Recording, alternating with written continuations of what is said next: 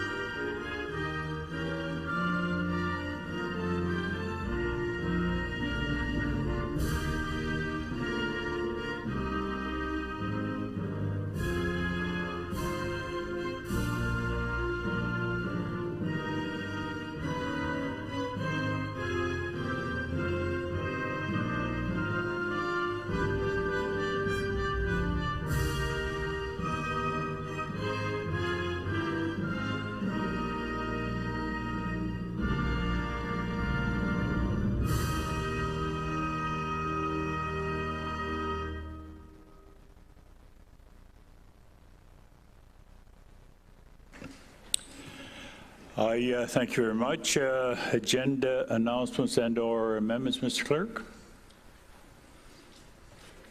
Yes, Your Worship. One addition, there will be a delegation, Ellen Whitehouse, representing Friends of Sunnymount Park, who will speak after the presentation of the 2018 financial report, if they are here for the presentation, for the auditors. And she will be speaking in regard to the closed session report on property management strategy. The second item, item 5, under items for consideration, being the notice of motion on action, has been withdrawn at this time, Your Worship. I thank you very much, Mr. Clerk. Dealing with disclosures, is any member of council any disclosures this evening? Councillor Tesser-Dirksen. Yes, Your Worship. It is on staff report PD 027-19, the update of the heritage list. I am a shareholder in a corporation that has an interest in a property listed on the heritage list. That will be item number 12 on our agenda. So that being the case, Mr. Clerk, we'll vote on that item separately. Okay, thank you. Any further disclosures? If not, we will proceed.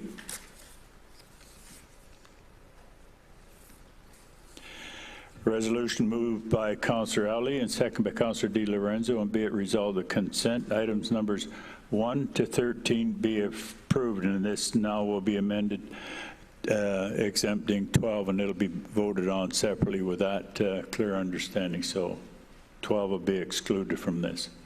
Councillor Challoner, any item that any member wish pulled out? Yeah, 7, 11, and 12, Your Worship. 7.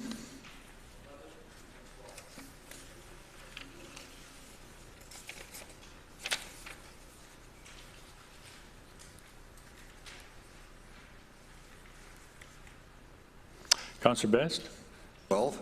12. Any other item that any member of council wish pulled out and dealt with separate? Councillor Cluett? Item number 8, please. 8.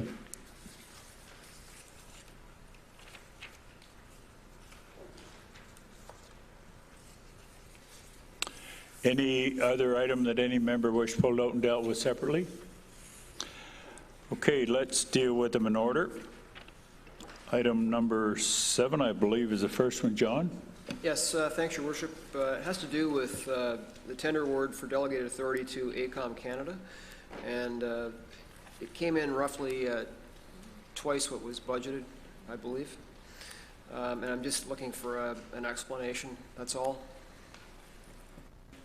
Mr. Cripps?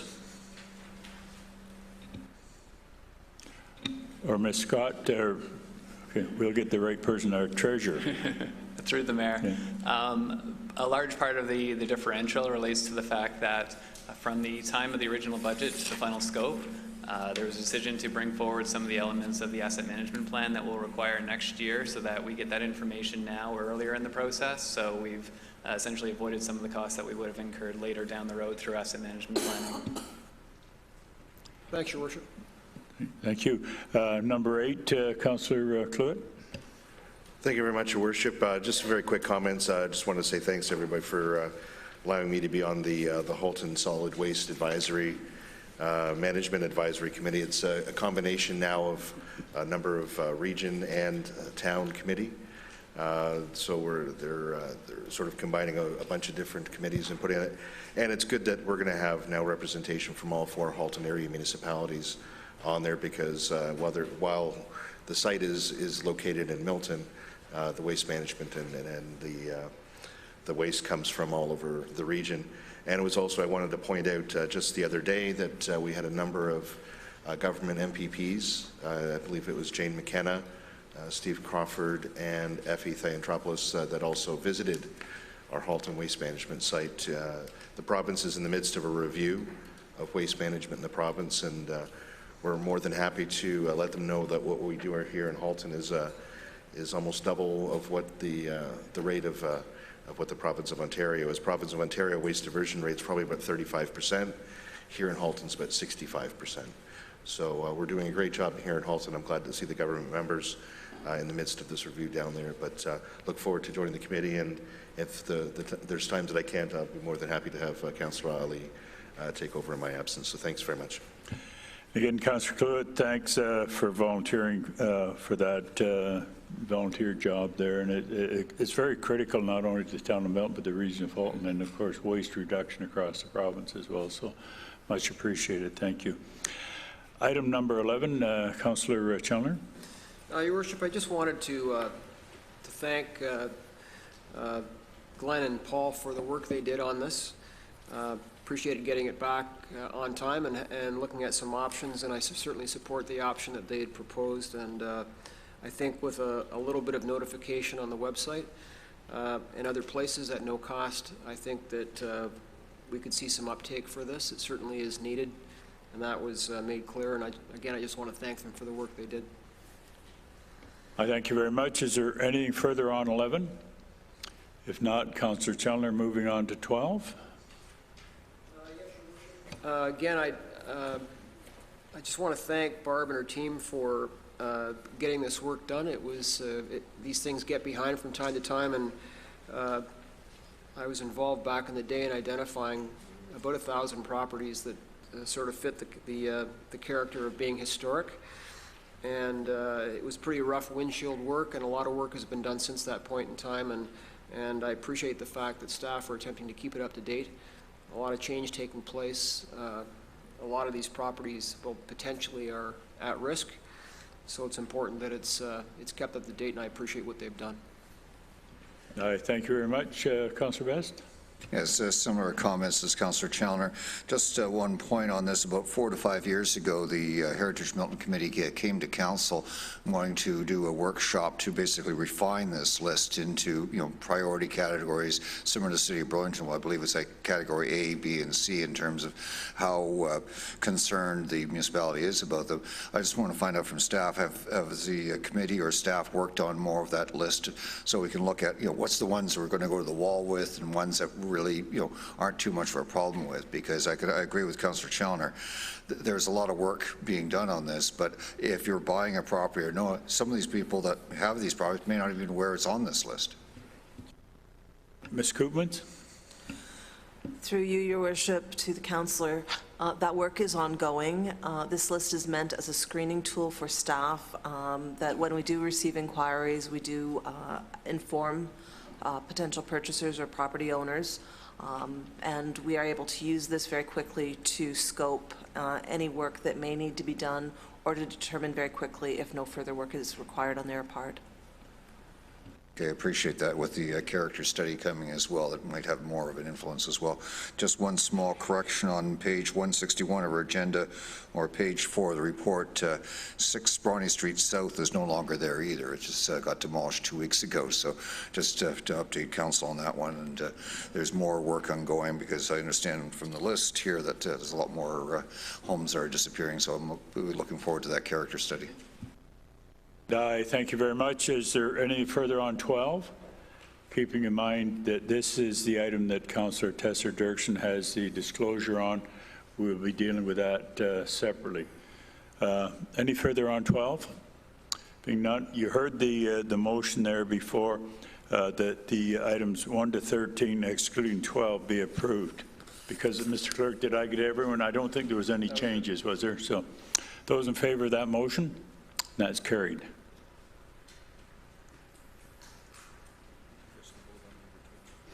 Now, on item number 12, separate vote, and again, Councillor Tesser-Dirksen has a disclosure on it. Any questions on 12? If not, those in favor of the motion on 12, and that's carried. And I thank you very much. Mr. Clerk, I don't think that there's anything else too much in council, but before I vacate the chair, the individual sitting to my immediately left was just recently appointed as acting CAO. And I know that it doesn't officially start until, I believe, the middle of June. So I just want to welcome Andrew Siltala as our acting CAO. He'll officially take over, I think, the 15th or the 17th of June, if I recall rightly. But Andrew, I offer you a chance to say a few words, and welcome. Thank you, Mr. Mayor. I won't take a lot of time here, because I know this group has lots of work to do, and collectively we have lots of work to do over the term of this council. I would say to the community, I've worked and served Milton for 20 years as the Director of Strategic Initiatives and Economic Development, and I don't know that there is a person, maybe a few around this table, that feels as passionately about this community and the staff here at the town of Milton as I do. So I want to thank Council for the opportunity and for the appointment, and look forward to working with you on a regular basis. Thank you. Thank you very much, Andrew Siltala. Thank you. Mr. Clerk, I don't think we've missed anything. So Councillor Di Lorenzo is the chair of the Committee of the Whole, and I'm going to adjourn this meeting and give us about 2 minutes to turn things around. Then for Councillor Di Lorenzo will be assuming the chair. Members of Council, ladies and gentlemen, this Council meeting is now adjourned. Thank you.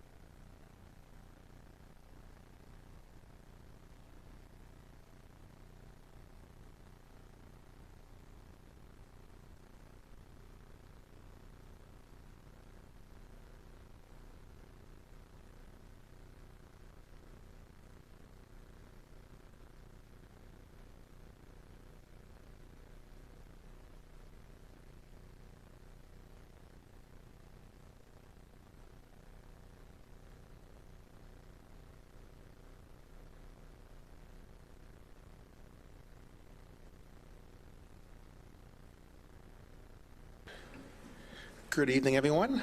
This is the May 27th meeting. We have a presentation on staff report, Course 3419. I believe in the audience there is Scott Plugers, I hope I'm pronouncing that correctly, from KPMG, going to speak about the 2018 financial report. Welcome, Scott. Thank you. And yes, that is correct. So it's not too often that that happens. So thanks. So what I'd like to do this evening is just to take you through the audit findings report that you should have in front of you. And certainly if you have any questions, by all means, feel free to stop, or we can ask questions at the end. What I am happy to report is that we are issuing an unqualified audit opinion for the town's consolidated financial statements, which is of course a good thing, which means nothing really came to our attention, nothing caused us concerns throughout the course of the audit. You will notice that if you were involved in this practice last year, or if you've seen any other audit reports in your other dealings, you'll notice that the audit report has changed significantly from prior year, but not really a fundamental change, really just a format and a layout change.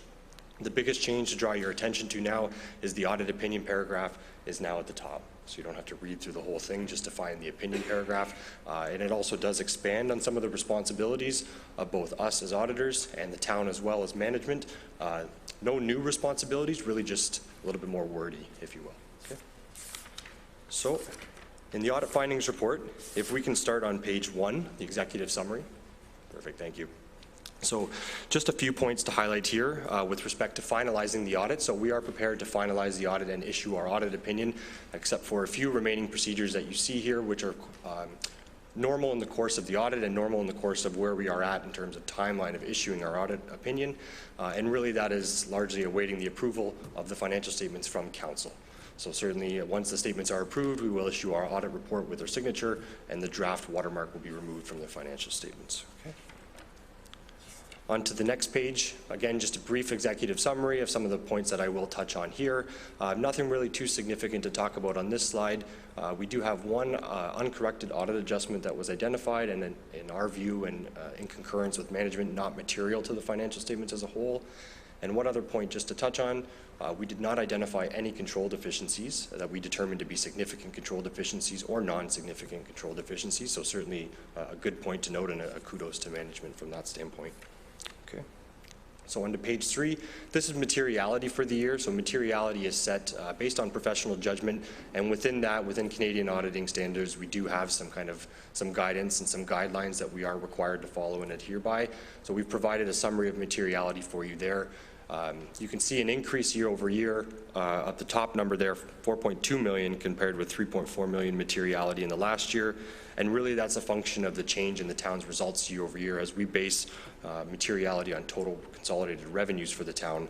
The important number that I do like to highlight on this slide here is actually that lower number there, audit misstatement posting threshold.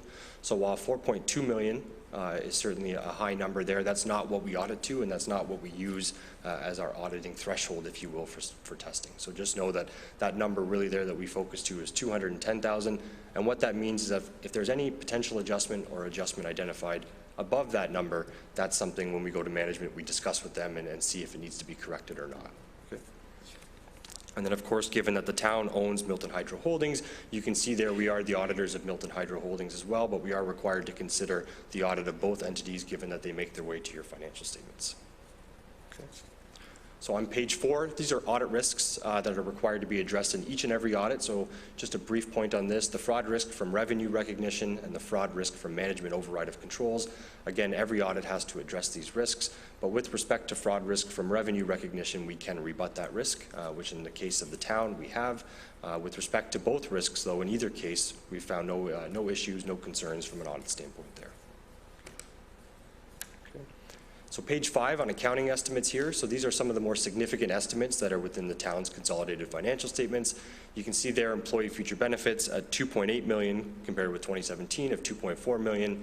And then contaminated sites liability there, recognizing that it's still a nil value, but there's certainly some process that has to go through from an audit standpoint to ensure that any potential contamination on properties within the town boundaries are considered for financial statement liabilities, or financial statement presentation, sorry. But again, we found no concerns with respect to contaminated sites. With respect to employee future benefits there as well, management employs the use of an actuary for that, so we certainly have to work through that with management as well as assess the actuary and the results of the valuation, but no concerns from our audit procedures there. Okay, so page 6 just talks about some of the technology that we try and employ in the audit. Some nice reading there and some of the approaches that we take, but certainly I won't read that one verbatim, but if there's any questions, happy to address that. And then page 7 and 8, this here highlights the 5 new public sector accounting standards that are applicable for all entities following public sector accounting standards this year. No concerns from the way management is currently doing the financial reporting or financial accounting as a result of adoption of these standards. It really does impact disclosure in the financial statements. So some additional disclosure has been added, but no impact to the actual numbers in the financial statements there. Okay. This goes on. Okay, so page 9 and 10 summarizes our adjustments that we've identified. We did identify one corrected adjustment again, as I mentioned, but certainly no concern from an audit standpoint as to that not being corrected there. Okay. And then page 11 and 12, and I believe this goes on for 3 pages. Yeah, for 3 pages. This walks through some of the significant changes that are coming in public sector accounting standards. The biggest one that you can see there being asset retirement obligations. So this definitely all I will say on this, I think right now at the moment, is it is still a few years out, but there will certainly be some work on behalf of management to actually, investigate and assess the potential risk to the financial statements, if you will, or the quantifying the impact rather to the financial statements as a result of adoption of that standard. So you can see it is not applicable until the town's 2022 year end, so certainly a few years out, but we're looking at probably a 1 to 2 year time just to complete a comprehensive analysis of that standard. So certainly something to keep on your radar as that starts to come up in the years ahead. And then from the rest of the standards, no real concern in terms of what's out there. No real significant impact at the moment that we're anticipating, but just some information for your knowledge as well. Okay. On page 14, we have here just some reading in terms of some of the industry trends, some of the things that we see with respect to cyber. You can see here blockchain and Accelerate as well for governance committees and just with respect to the audit process as a whole. So some information there as well if you're interested in reading, but nothing necessarily to do with the audit itself. Okay. And then the next several pages are required communications and appendices, so no change in those from prior year, just with respect again to required communications we need each year, as well as some backgrounds and some definitions. So happy to take any questions on the financial report or the financial statements as well if there's any questions on that. Thank you for your presentation. I do have a list of 2 councillors currently who would like to ask some questions. First I have Councillor Best, and after him Councillor Challoner. Councillor Best. Yes, thank you for your presentation. One question that I have, based on what the province announced a few weeks ago and now has rescinded, is the need for external auditors and looking for efficiencies. Do you provide those services, or are you already including those services in your work? Yeah, for sure. So we do provide those services as well, kind of outside the scope of the audit. Within the scope of the audit, certainly if there's areas where we identify as part of process documentation, efficiencies or areas of best practice, for example, that's certainly areas that we can bring to management's attention. I will caveat that with, this is solely with respect to financial reporting for the most part. So if you're looking in terms of operationally, maybe outside of financial accounting, it is a little bit different.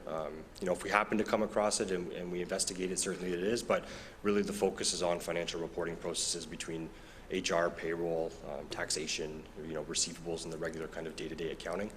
But certainly we do offer the services in terms of efficiency and lean process improvement almost, if you will, which we have worked through with management a few times, which has been good, but it all depends on if it's financial related or not, if that helps. Thank you. I'll be coming back to that later in the year. Thank you. Councillor Challoner, you also have a question. Thanks, Mr. Chairman. 2 questions. The first thing, you talked about best practices, and did you offer any best practices within the scope of the audit? I realized that we weren't paying you to look deeply into the organization. You're providing I don't want to call it a basic service, but it's an audit. Were there any best practices that you identified with staff? So nothing in the course of this year's audit. Certainly, from my standpoint and all the municipal files and the municipal audits that I do, certainly a lot of work does go into it, but the management team here at the town is very forthcoming and they're very transparent in looking at how they do things. So from an audit standpoint and a risk consideration, I mean, at best practice, I would probably look to Milton's management if I were looking at my other clients, if that gives any guidance, but nothing this year in that sense. My other question, through you, Mr. Chairman, is with respect to qualified versus unqualified, and typically a qualified opinion revolves around, not always, but often cash, because you don't have access as the auditor to that process very deeply. So my assumption is this was unqualified because you were satisfied that all cash was handled properly, or it simply wasn't material. Okay, I was thinking how to frame the answer to that. So, I mean, certainly with respect to the audit procedures that we do around cash, with respect to completeness at year-end, you know, confirming bank transactions, looking at any detailed unreconciled items or potential areas of discrepancy with reconciliations between general ledger balances and bank balances that are confirmed from the bank. No concerns from that standpoint. With respect to qualified versus unqualified, you get into qualified audit opinions for a number of reasons. It could be if the uncorrected adjustment, for example, was 10 million and management didn't want to correct it, we might have to consider whether or not we've got an unqualified audit opinion because that 10 million is greater than materiality. Or if we found in cases of fraud or cases of concern, certainly, you know, we're not engaged to find fraud, but if we find fraud, we have to raise it. There's a number of reasons that, you know, a qualified opinion could come then. So not necessarily just cash, but from an audit standpoint, cash is one of the less risky areas, I guess, if you will, from the town's and in municipal statements overall, because of the cash handling is not as pervasive necessarily as maybe a small private business would have cash coming in and out of the doors, whereas here, outside of your rec centers, you know, cash might be online or through EFT payments and so on for taxes, if that helps. Yeah. Just in closing, I thought it was a great piece of work. I see no other questions of the delegate. Thank you for your presentation. Sorry, Councillor Best, did you say you had some comments before? Or? That's for the 2020 budget. Okay, so seeing no other questions or comments from councillor members, be it resolved that the draft audited 2018 financial statements for the town of Milton be approved. All of those in favor? Passed. Thank you.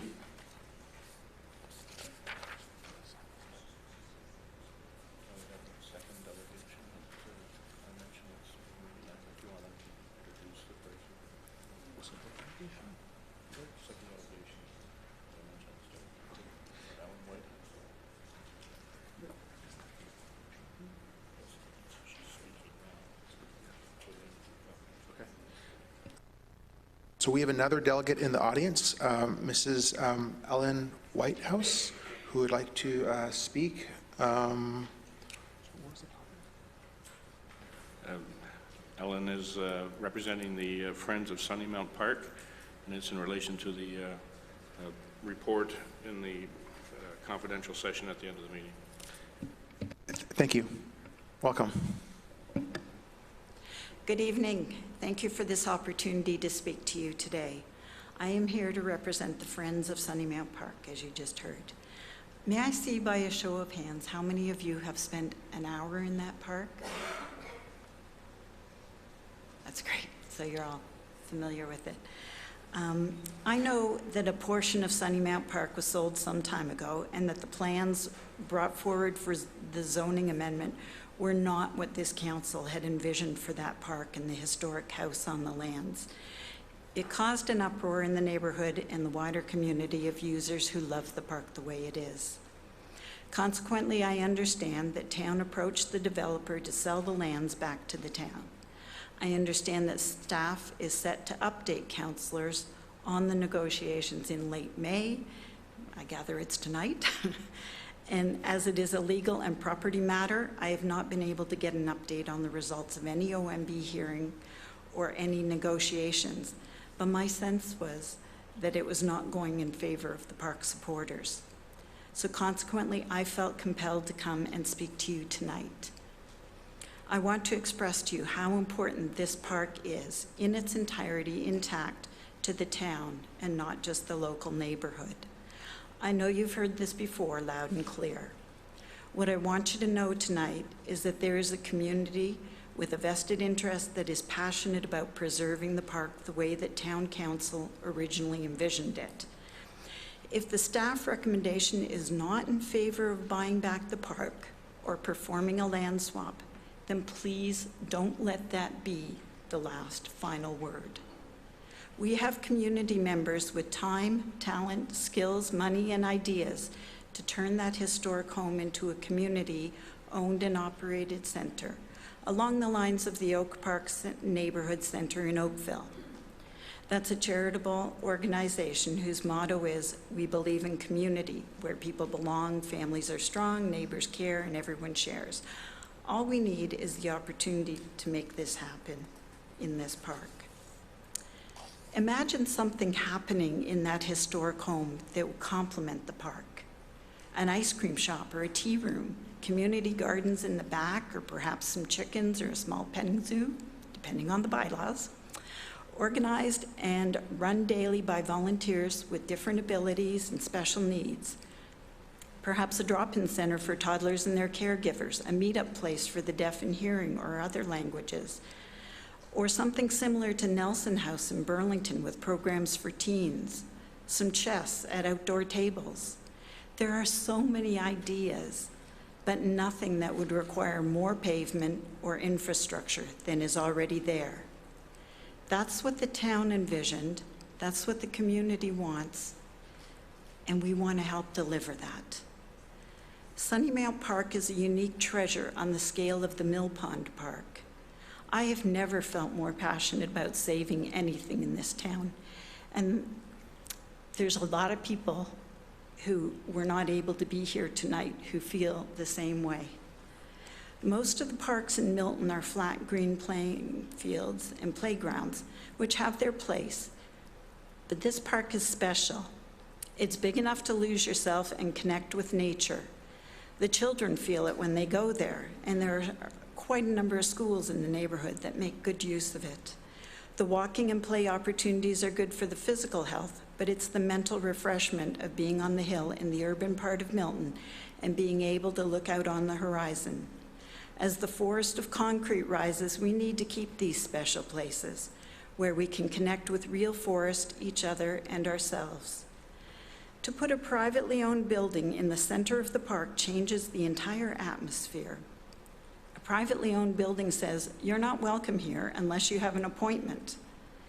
The irony of it being a medical arts building when it was so profoundly disrupt the mental health aspects of the park is mind-boggling. So, in summary, if town staff recommends a means to buy back the park, I applaud them and I encourage you to follow through with that recommendation.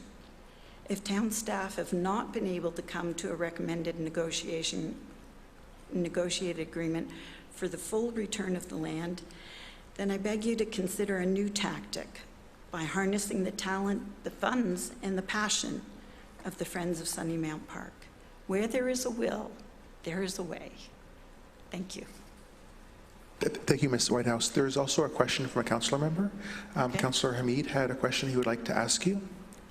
No question, Mr. Chair. I just wanted to thank you for coming out and making the presentation. I wholeheartedly agree with you that we need to think outside the box in this situation. So thank you. Thank you. Thank you, Ms. Whitehouse.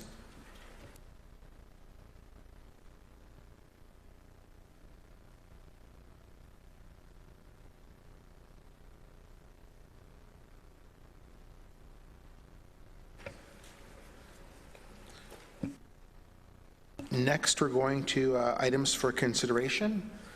We have staff report CORS 02919. It's the signage on town road allowances. Is there anyone speaking on this, or just? I'll just do a brief introduction. Mr. Chairman, Mary Beth Mitchell, the Manager of Licensing and Enforcement, will be here to highlight anything else that I've missed and answer any questions. On February 11th, Council requested staff to report back after meeting with Mrs. Cuddle and the Italian Canadian Club and one other group to consider exemptions to the town's bag sign town road fouling bylaw. Staff have put forward in this report that if a group becomes affiliated, then they qualify to install signs 1 week prior to their event and remove them 2 days after for one event per year. If a non-affiliated group comes forward and applies for an exemption, and if the event is raising funds or awareness for a community or public good, these exemption requests would then be reviewed by the town's special events review team. And that team has been in place since 2016, affiliated with community services projects. A fee for review for non-affiliated groups would be $330. Mr. Chairman, as I said, Mary Beth is here, and if there's any questions, she'd be pleased to answer them. Thank you for that. I do not see any questions from Town Council, so I'll read out the recommendation and then we'll vote on it.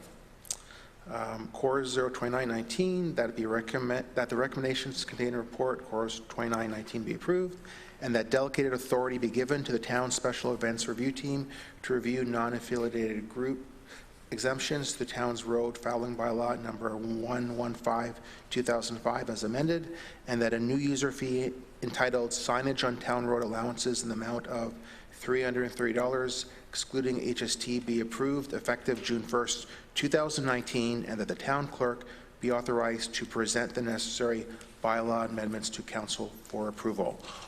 All those in favor? Passed. Thank you.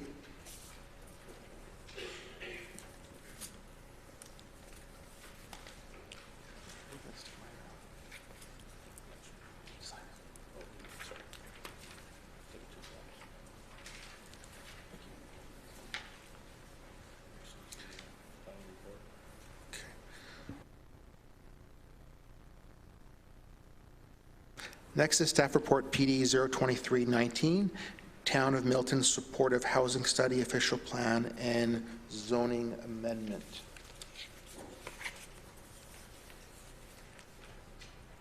Ms. Kubins, is there anything you'd like to say about this? Staff is here to answer any questions that council members may have. I do see one question from Councillor Challoner. Thanks, Mr. Chairman. I was in your spot the last time this came before council and didn't have the opportunity to ask questions, obviously, and so I have some questions and comments of Barb on the matter.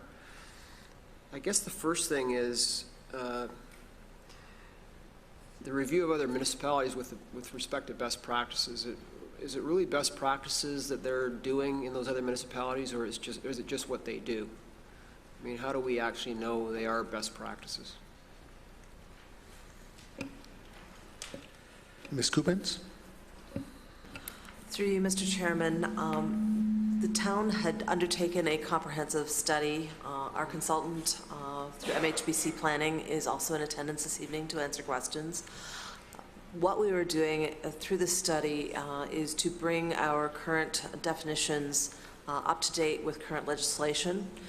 What we had was regard for approaches taken by other municipalities that have been tested in various ways to look at what is defensible and what provides for the full range of housing types for various forms of supportive housing.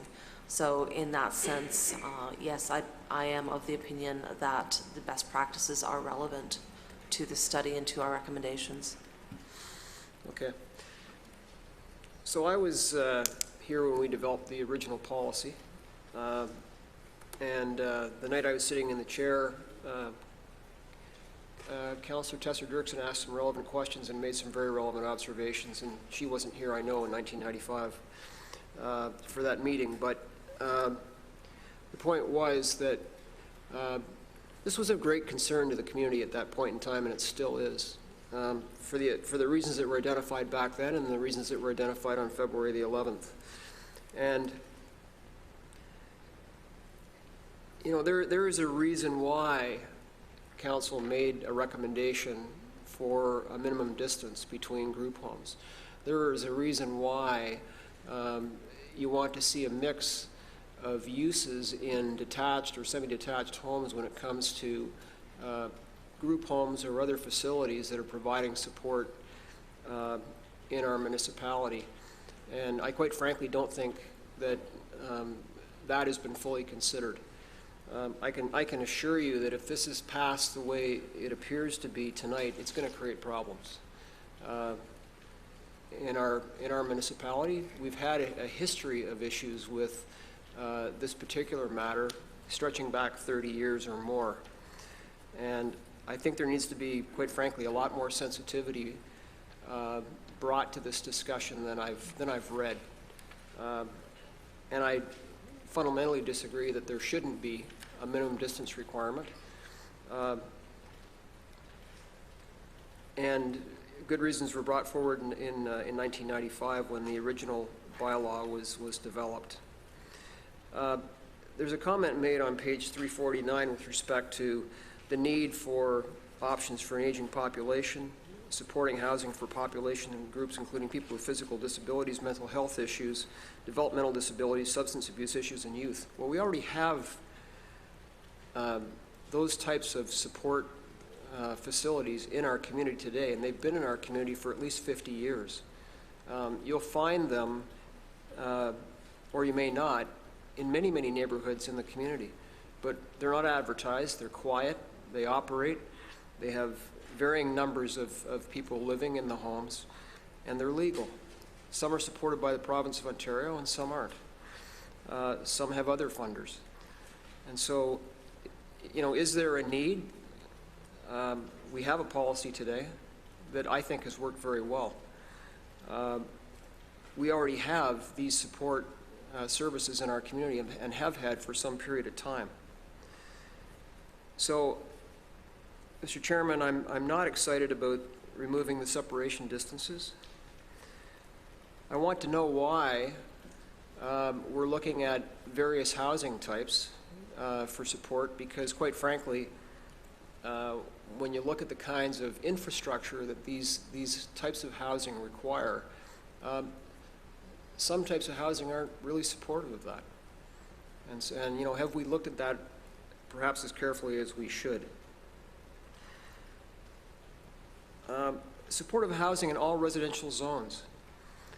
Need to look at that too, because the infrastructure that is around those zones, is it supportive of the need of the type of service that could find itself there? There was a reason why back in 1995 we looked at only arterial roads, because you had things such as ambulance, fire, police, and other services that needed to support those facilities. And you reach a certain point where an interior road doesn't have that capacity, and of course you can't predict when there's going to be an emergency. And so it was at that time felt to be particularly sensitive, and quite frankly, showing some common sense, to put it, you know, in places where in fact you could easily service the requirement. Improve public communications about supportive housing and improve awareness of the new framework. I'm not sure why. Would like to know. Not sure why we're talking about the Human Rights Code when this is a planning matter.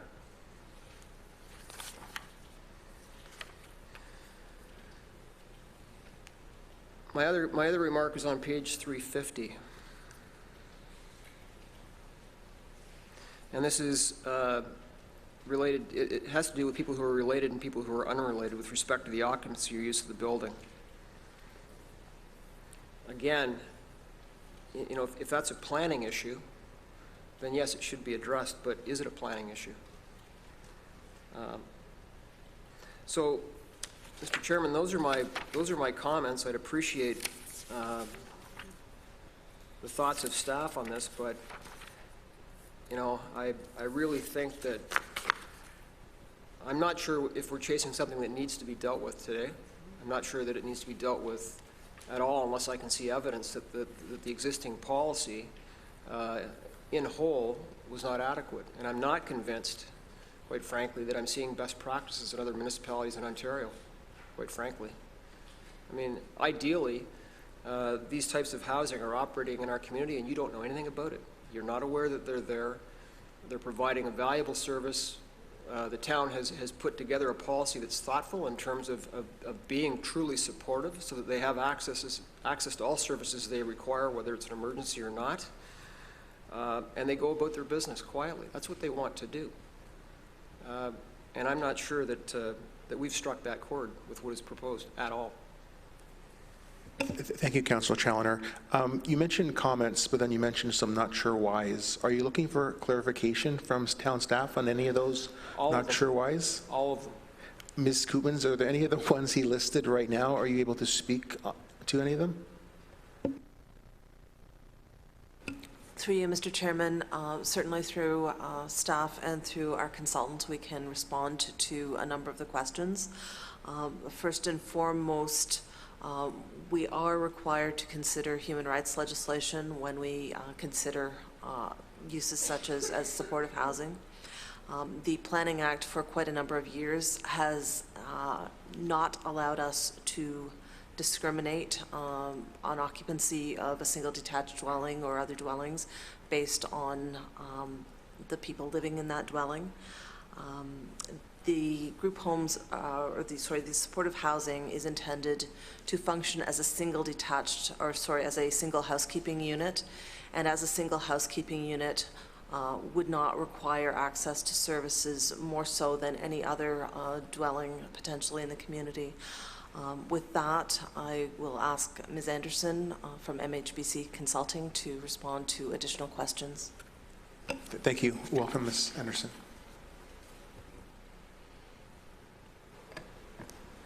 Thank you, Mr. Chairman, members of the committee, and through to you, Councillor. I would first start off by saying that the study has been undertaken in a very comprehensive way. If you read through the materials with respect, we have identified the current policies and zoning regulations in Milton in relation to not just the best practices, but also in relation to required legislation provincially, regionally, and other pieces of legislation, including the housing policies from the provincial government. So in looking at all of that, we had to look at the context within which Milton currently sits from that 1995 study, and there is a requirement to ensure that the current regulations and policies are in conformity with all of those layers of provincial and regional legislation. So in the process of doing this, we were also engaged with SHS consultants who are experts in housing policy, not only in Ontario, but in Canada. And in looking at best practices, we looked at those municipalities who have taken their current legislation around supportive housing and moved it into conformity with the upper tier provincial and regional policies where applicable. The best practice areas that we looked at were in areas where municipalities had, as Barb indicated, previous language which was deemed as discriminatory and not appropriate under the Planning Act, and not correct under the Planning Act. And so we looked at those that had moved forward, and some had measures that still remained to have certain elements of regulations that were much more strict on a spectrum, and others were very flexible. We were looking towards what worked best for Milton, and part of the consultation work we did was to reach out to stakeholders in terms of agencies providing the support and the oversight, as we've indicated, as well as members of the public and members in the community. One thing I would also state in terms of, I think one of the questions related to why we're not providing for separation distances. Separation distances have been deemed discriminatory under zoning regulation and actually have been rejected. In order to provide justification for a separation district, there has to be evidence under zoning regulations of adverse impact, and you cannot regulate through zoning who lives in a single detached dwelling or any dwelling as a housekeeping unit, and that has been upheld by the courts. I am not here to give you that legal advice, but that zoning regulation, you can regulate the use of land, buildings, and structures. You cannot regulate or zone for people, and therefore you cannot indicate whom can reside in supportive housing and how they can reside in that supportive housing. We've tried to take an approach that has assessed the regulatory aspects, the community aspects, and the ability, as the councillor said, to ensure that these facilities as housekeeping units are run just like any other single housekeeping unit. So you'd walk down the street and you see these individuals living in supportive housing as a housekeeping unit, as you would otherwise see any other family or people living together in a home. So we've tried through a very comprehensive planning approach to present that information to council on many occasions, and we even went back to the community for further input. So I feel that the information we put forward to you this evening does respond to those issues and is very thorough in its approach, and it has moved the legislation forward from what was provided in the previous zoning provisions. Thank you, Ms. Anderson. Councillor Challoner, did you have any follow-up questions? Yeah, so with respect to the separation, so understood that most of, if not all of the housing that we see in the municipality today is funded by another level of government, whether it's a regional government or it's a provincial government. And some of the uses are quasi-institutional. They have service requirements, as I mentioned, police, ambulance, fire, and others as well. And the reason why in 1995 we had the separation was because of, quite frankly, the issues it could potentially create in neighborhoods. We had to be sensitive to that, and that was the issue that we heard from neighbors. I understand, you know, what you're saying in terms of planning policy and who can live where, but the fact of the matter is that if you took a look at what is in our community today and understood how it was funded, they are quasi-institutional. And a lot of the adherents have issues, whether it's, you know, physical or emotional or dependency.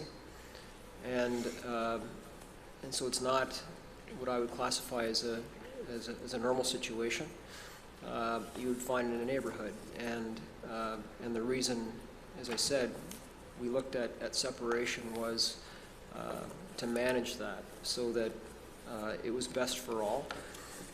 It created a cohesive environment where neighbors could be neighbors. And what we've seen is in the community at this point, neighbors are very supportive and have been very supportive.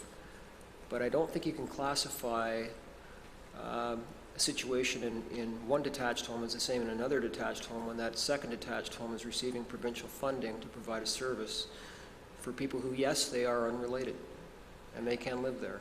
And I understand the planning policy in that regard, but you know, I'm not sure I agree with the reading of the policy as you've identified it. I can live with the rest, I suppose, but you know, we're talking about quality of life for everybody.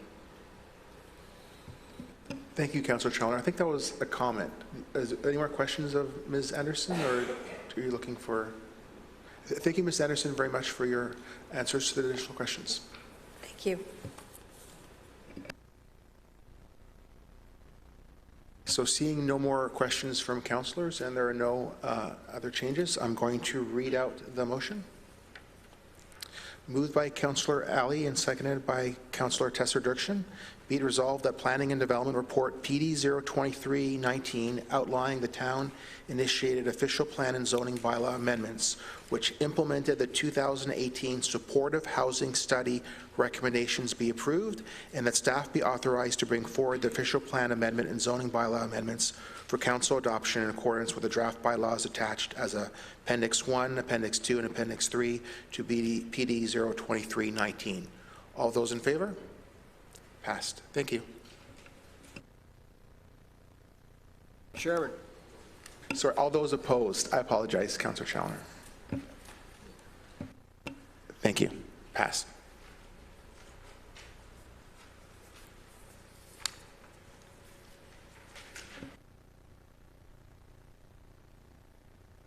Next down the list is Staff Report CORS 03519.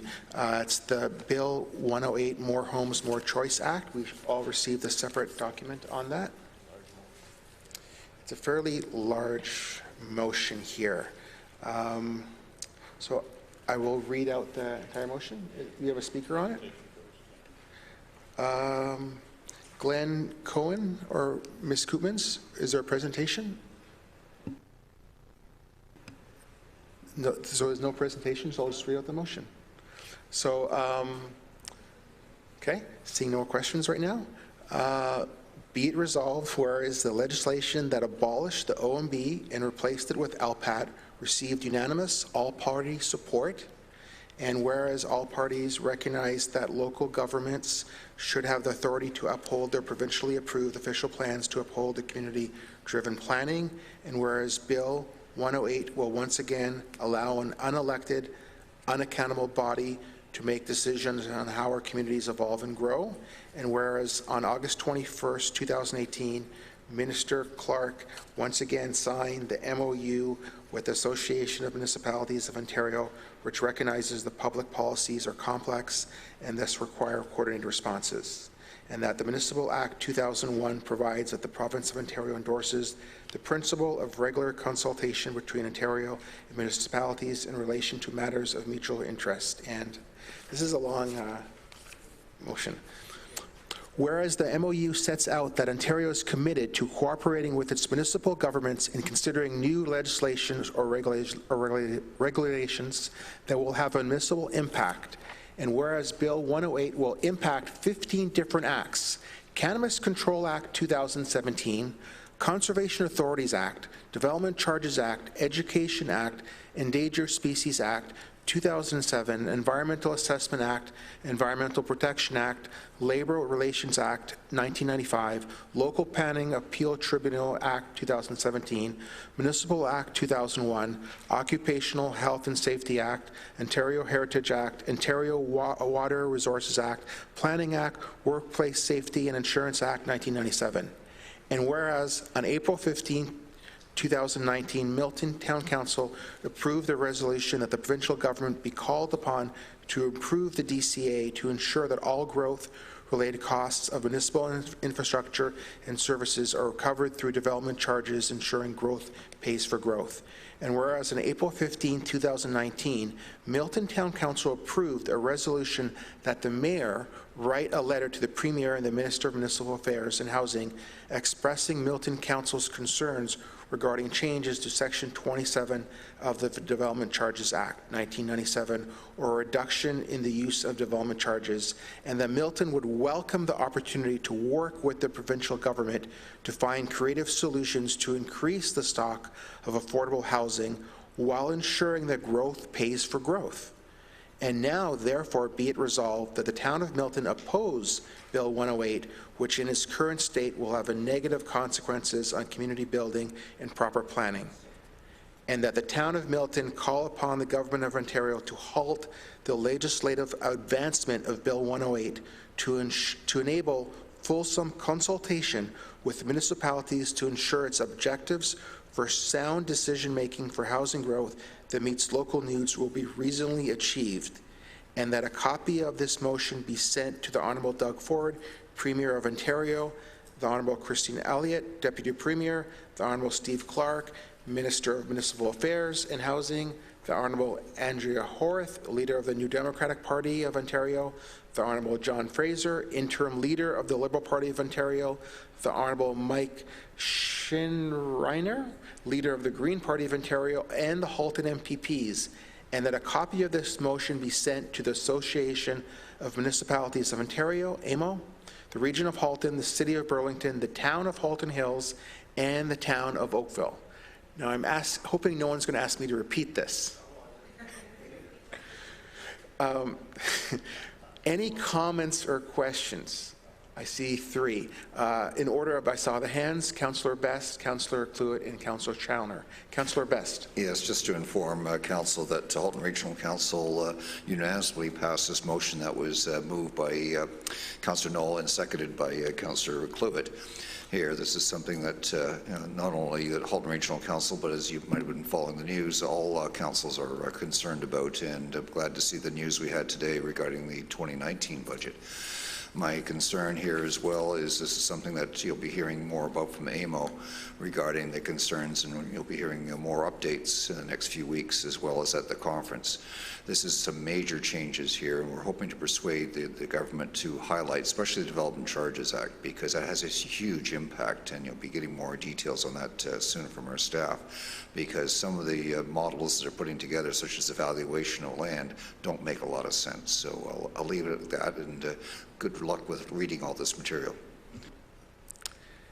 Thank you. Councillor Cluett. Thank you, Mr. Chair, and thanks, Councillor Best, for bringing up, like I said, our unanimous endorsement of this motion over at Halton Region Council and around municipalities all over Ontario. You know, we're just going through a little bit of the paperwork earlier on, and it seems that a number of organizations, because this affects 15. It's almost an omnibus bill, and it affects so many different pieces of legislation. We were at the Conservation Halton board meeting recently, where very similar concerns were brought up with the changes to the time frame of approval. They're worried that things will start slipping through the cracks if we're focusing in on just making these deadlines. So they would like to have more consultation at the Halton region. Like I said, there's not really a piece of legislation that it doesn't touch in a lot of ways. So we want, hopefully, that the province will sort of take the foot off the accelerator on this, maybe sit down with municipalities, Lumco and Marco and others, and as well as AMO that's coming up. I know that they're having 1 day of consultations at Queen's Park. That's May 31st. Unfortunately, for a number of us elected officials, we're on our way to Quebec City to an FCM conference, so we won't be able to have our say in a lot of ways, and it's only set for 1 day. And from the legislative calendar, it looks like it's going to be pushed through as early as June 5th. So hopefully, with these resolutions from our councils, get to the Premier's desk. Maybe they have proven that they have been able to listen. They've made some changes today with the funding for the different municipal services. So they are listening. Minister Clark has been very vocal in listening to municipalities. So hopefully, one more time, they'll just take the foot off the gas and go over some of these things to address a lot of the concerns. And I hope that we have a unanimous decision from this council as well. Thank you, Councillor Cluett. Councillor Challoner. Thanks, Mr. Chairman. I just want to thank Barb and Glenn for this resolution. I am supportive of it. A couple of comments. Whether it's LPAT or OMB, the developer has it all over the municipality at the end of the day. The real culprit here is the Places to Grow policy for planning in the province of Ontario. And Councillor Best and I are bringing forward a motion in June with respect to that act, because quite frankly, it needs to be reviewed. And until it is, we really are just playing around the edges of the issue in this province and why we have these costs and why we have the current situation we have. But I'm supportive of what is proposed. And like Councillor Cluett, I'm somewhat optimistic that the province ultimately will listen. Thank you, Councillor Challoner. Seeing no other comments, Your Worship. Just, Chairman, very quickly there in the resolution there back in April, there were authorized the mayor to send that letter. That letter was sent out very shortly after, and believe it or not, just today I received acknowledgement back from the Premier that has been forwarded to the different ministries that's affected and listed in that motion there. So I, like Councillor Challoner, I'm supportive of the motion. Thank you, and thanks again to the staff members helping and prepare this. If any council member wanted to make a recorded vote, we can show it's unanimous. And let's go recorded vote. Thank you, Councillor Malbouf. So we're going to have a recorded vote. All those in favor, please stand. Councillor Cluett, Councillor Ali, Councillor Best, Councillor Challoner II, Mayor Krantz, Councillor Malbouf, Councillor Tesser-Dirksen, Councillor Hamid, Councillor Di Lorenzo. Thank It's you. carried unanimously. Thank you.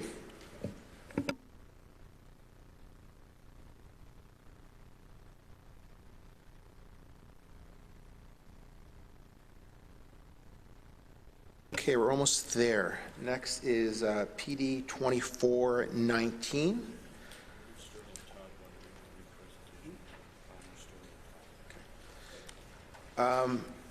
The subject is update report, Reed Road Reserve Quarry, Aggregate Resources Act, license application from James Dick Construction Limited.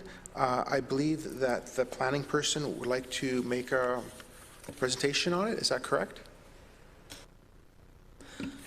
Through you, Mr. Chairman, Sterling Todd, our Senior Planner in Development Review, is available to basically provide council with an overview of where we are in the review process in response to Councillor Tesser-Dirkson's request from the last council meeting. But it will focus largely on the process if council wishes. Okay, so I'll read the recommendation and see if anyone has any questions or comments. The recommendation is that Planning and Development Report PD 2419 Update Report Reed Road Reserve Quarry Aggregate Resources Act ARA License Application James Dick Construction Limited JDCL be received for information. Seeing no, Councillor Tesser-Dirkson. Thank you, Mr. Chair. So thanks very much for the report. There's been a lot of activity on this particular issue in Ward 1 that Councillor Best and I represent, and we really thank staff for being involved and responsive to all of our questions and concerns.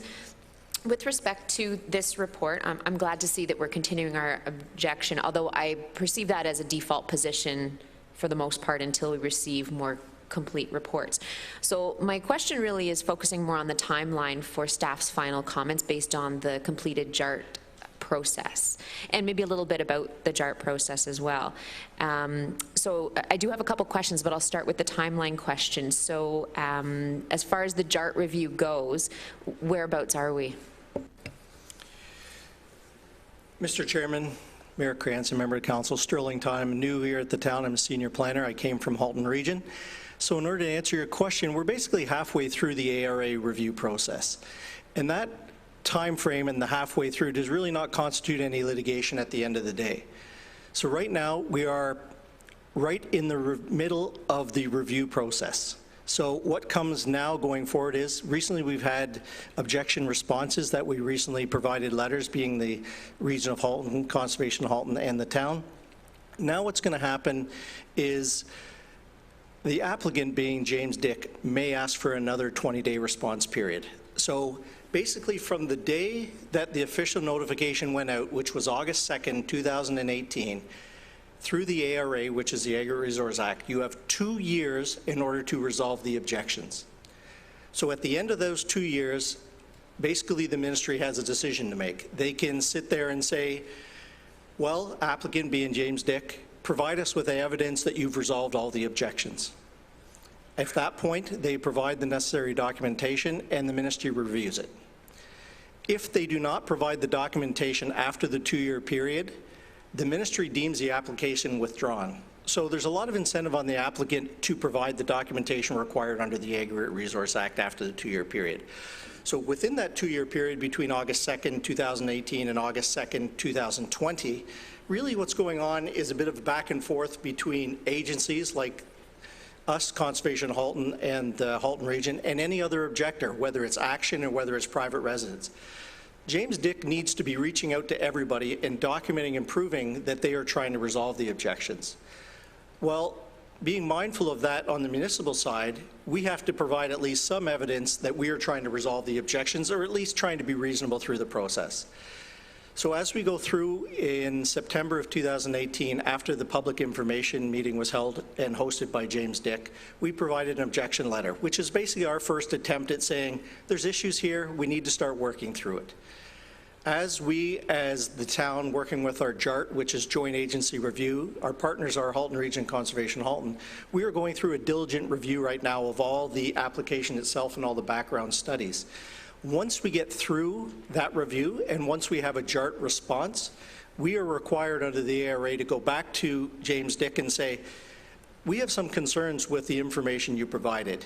These are the concerns. We have to voice that to them. We have to communicate that to them. Once we hear the response back from them, we will then be in a position to come to council and say, we're informed at this point. We know where there's disagreements. We know where we're not on the same page. Or maybe we are at the end of the day. It's hard to tell at this point in time.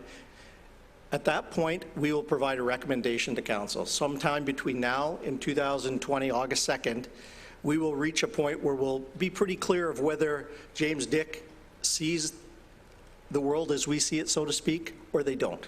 At that point, we will come to council and say, based on our thorough and comprehensive review, based on the mandate of the Town of Milton, Conservation Halton and Halton Region, this is our best recommendation to you based on all of our combined expertise.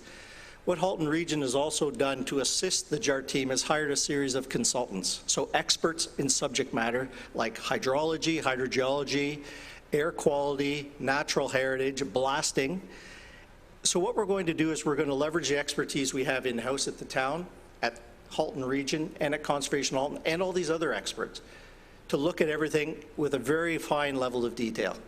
And at that point, we'll come back to you and we'll say, these are our findings, and we'll look to you for direction of how you'd like us to move forward. Does that answer your question? It does, yes. Thank you very much, and thank you for your thorough knowledge on the ARA. It's very helpful. With respect to the 2-year process, my understanding is that at any point, and I could be wrong, but that at any point JDCL could simply go to the LPAT to say, you know, whether the town is frustrating the application or whatever their argument is, that is available to them to just simply bypass and go straight to the LPAT. Is that correct? Mr. Chairman, through you to Councillor Tessa-Dirksen. Yes, the Agri-Resource Act is quite clear in that it gives you a 2-year time frame in order to resolve the objections. In nowhere in the AREC that I've seen, and I've been working with it for about 12 years now, have I seen anybody interpret it such that they cannot appeal it at any point in time. What's interesting about this application, I was reading a recent objection letter from Action and some of the correspondence from the residents, and they say there's between 400 and 1,000 residents objecting to this. Well, James Dick may look at that and say, what's the point of me working with you, and they're never going to agree with me. What's important is through the objection letters that the town and our municipal partners and Conservation Authority issued back in September of 2018, and in response to the 20-day response period, which we recently sent another letter basically saying our issues have not been addressed. Our objections remain valid. We are not withdrawing our objection. That sends a very clear message to the ministry, which says, we better not approve this application. There's a lot of people that don't agree with what the applicant has provided. So at this point in time, I don't know that there's an incentive for the applicant to advance an appeal right away, but it's in their right. They can provide the necessary documentation to the ministry, as noted in the ARA and the standards manual, to say, we've tried everything we could. These people are unreasonable. But there's no documentation back from James Dick at this point in time that suggests that that's the case. So if they do that, it's not going to make them look very good, in my opinion, so I don't think they're going to do that right away. Is it within their right to do it? Yes. Thank you. And Mr. Chair, that is a large concern of the citizens in the area, is that James Dick, being a fairly litigious company, may simply go to the LPAT because they just get tired of waiting for us. So you mentioned the ministry. So the ministry is the final arbiter of whether or not this application is approved, correct? Through you, Mr. Chairman, the ministry is the approval authority on this ARA application, although if it is appealed, then the LPAT would be the decision maker. Okay, thank you very much. And one final question. With respect to your letter of September 17th to James Dick, on the last page, and it'd be 403, page 403 in our package, it mentions that there's an application fee that had not been received yet by James Dick. I'm presuming that still has not been received? Through you, Mr. Chairman, that is correct. Thank you. And there's also a note about James Dick paying for the cost of peer review. Could you just explain that a little bit? Through you, Mr. Chairman, the town's fees bylaw provides for peer review when we receive an application. We identify costs required if the town wishes to engage peer review services, so that in a normal application, the town and taxpayers don't cover the costs of those services. In this case, James Dick has declined to pay either the application fee or the cost of any peer review. Thank you. And Mr. Chair, I'd ask what recourse the town would have to collect those fees.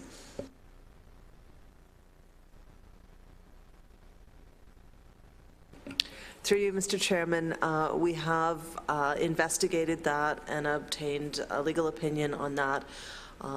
It is questionable as to, we would end up litigating in order to endeavor to collect those fees, and there's no guarantee that we would be successful.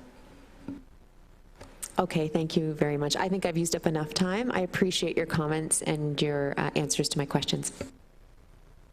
Thank you. Councillor Best, I believe you had some questions. Yeah, Councillor Tessler-Dirksen asked most of my questions, and I'm very disappointed to hear some of the answers. Just one question, one comment. Reviewing the file on this, are staff also using the official plan comments from the province regarding the rounding out application that was made during the 2009 to 2011 official plan amendment, ROPA 38? Because a lot of the ministry comments at that time did not support activity on the west side of Campbellville, and I think basically their own policies could go against this application.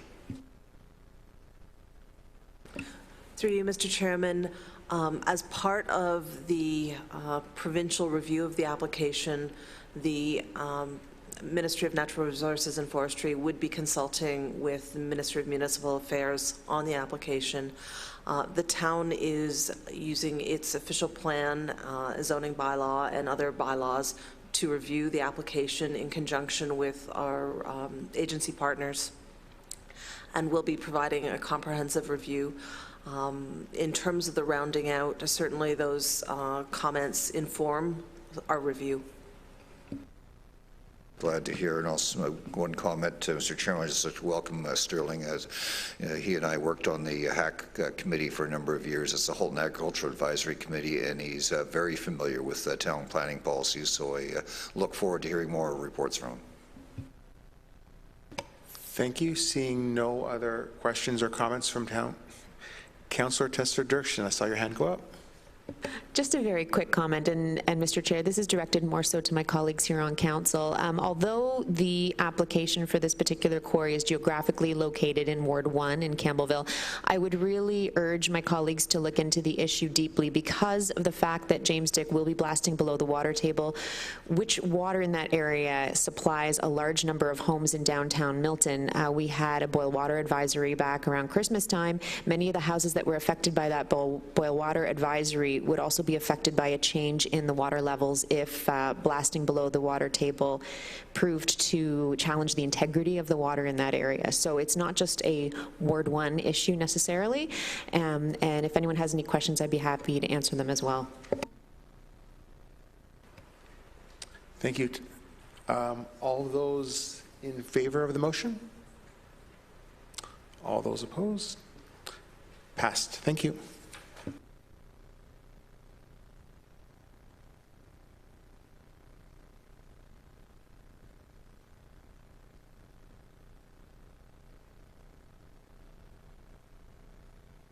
So item 5 has been withdrawn.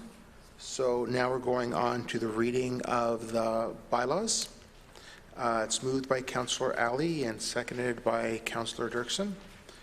Be resolved that bylaw numbers 047 2019, 048 2019, 049 2019, 050 2019, 051 2019, 052 2019, 053 2019, 054 2019, 055 2019, 056 2019 be read, passed, and numbered, and that the mayor and the town clerk be authorized to sign the said bylaws, seal them with a sign of the corporation, and that they be engrossed in the bylaw book. Any questions or comments on this? Seeing none, all those in favor? All those opposed? Passed. Thank you.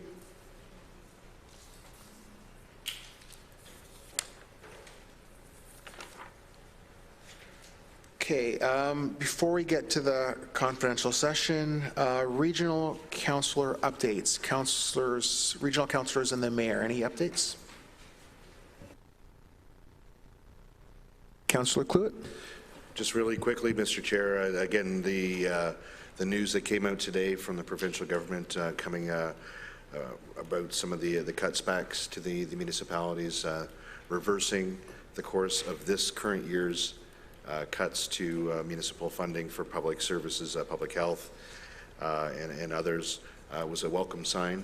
I know that the mayor sits on LUMCO, and they had a very powerful meeting, I think, with the Premier and some ministers on Friday, so maybe he might want to add some more. But I think of it as a good news story. Like I said, it shows that the province is looking at different ways to listen to municipalities, and hopefully that we can come to a plan that's viable for both municipalities and the province, given the financial pressures that they are under and the financial pressures that we're under. So I don't know if the mayor wants to continue on with that because he was more involved in it, but I think of it as a good news story for the Halton region and especially for the town of Milton.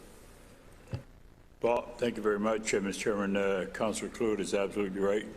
Bill Mann and myself, we did attend that meeting. It was quite a robust meeting. The Premier wasn't there, but I know that the Minister, Stephen Clark, kept him well informed as to what was evolving. So it didn't take very long for that meeting to have some effect on what the province was thinking. And again, I know the media is reporting it fairly accurate as well. All of us, including myself, says, you know, it's just not right to do it midway through a budget that municipalities have approved, but we don't mind, including me, and I speak personally, and I would suspect, hopefully I speak for the majority of this council, that we'll have to get serious. And I think I heard Councillor Best talk about 2020 budget there before. So we are going to have to be serious about finding likely that 4%. But at least in my opinion, I think we in the region of Halton and the town of Milton are in pretty good shape to probably put some of that into effect. It's not my or some of our first rodeo. We went through this with the Mike Harris era as well. So it was a little painful, but we did it and did it well. And we righted the ship. And when I talk about righted the ship, the provincial ship really does need to be righted. Because when you get a provincial deficit, as there is there, it reflects on all of us, and that includes the, property taxpayer in any community in the province of Ontario. So we have a little bit of work to do, and it's not going to be pleasant when we get into the 2020 budget, but we've got a bit of a reprieve on that. So it was good news today. Thank you, Your Worship. Councillor Best and then Councillor Hamid. Yes, Mr. Chairman, just on your desk tonight, you have the notice about Main Street being closed. So if anyone's trying to go home tonight, just remember Main Street around James isn't open. Also, just on your desk as well from the region is the basically the authorization for the review panel. This is going to be a long, drawn-out affair, and we're probably having more reports coming from the CAO's office on this. So I hope everybody stay tuned. And Your Worship, I agree with you. I just looked at the audited statements. If you're just looked at the tax levy alone, a 4% saving is $2.2 million. And everyone recall last January and February that to come up with $2.2 million is a lot of budget to haggling. So it's not just efficiencies, it's making the political will to make a decision. Yeah. Thank you, Councillor Best. Councillor Mead, you had some comments? Yes, just one regional update. Because of the uncertainty around Bill 108, Chair Carr was very clear that he was in support of stopping Halton's allocation program, and an unintended consequence of that was that we were not going to have funding for expansion to Britannia Road east of Highway 25. So fortunately, because of the announcement today, hopefully we'll be able to move forward with the allocation program. Obviously, I can't speak on behalf of the Regional Council, but that was our main concern. So with that concern out, we should be able to move forward with the allocation program, hopefully, which means they will be able to fund the expansion to Britannia Road finally from Highway 25 all the way to Trafalgar. Thank you. Thank you. Seeing no other regional council updates, we are going to go into a confidential session. So the session's in these chambers, correct? Okay, so we're going to leave this room. So I'm going to read, Mr. Mayor, do you have a question about the confidential session? Chairman, just before you adjourn this portion of the meeting, there, just on the regional council update, it was probably one of the longest regional council meetings in recent history as well, too. So it was long and really drawn out for sure. So I just want to make that point. But, Mr. Chairman, I want to make council aware, and I know my colleagues that sat on Conservation Halton with me, we had a resolution that was deferred and is coming back to Conservation Halton, I believe, in their June meeting. So, and I made Mr. Cripps aware of this today. So, and I know Councillor Best is aware because I informed, because he was quite concerned about what was evolving. And really, bottom line was they were proposing to spend $75,000 on to study the bridge that's probably going to come down as far as they're concerned. But you know, it's coming back. It's not gone away. So I'm just making members of council aware of that. And Mr. Cripps, I suggest that he be in touch with Conservation Halton to see where we go from here. So I guess just stay tuned. It's not gone away. Thank you, Your Worship. So just for members of the public, once this next motion, if this next motion passed, we do go to a confidential session, and the council members and myself will be leaving the room. I'm not adjourning the meeting, but we will go in a confidential session, and the public portion of the meeting will be over until that confidential session concludes. So I'm going to read out the motion.